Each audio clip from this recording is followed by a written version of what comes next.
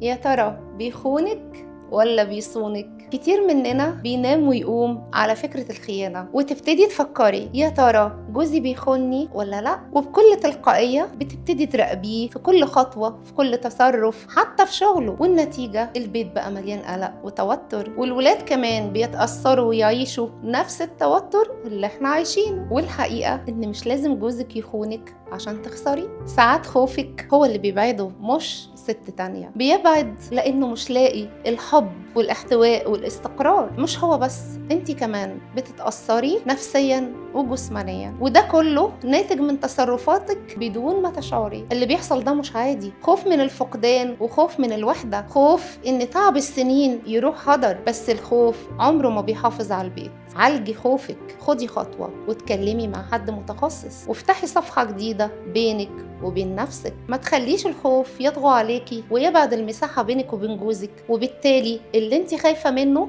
هيحصل والبيت كله هيضيع.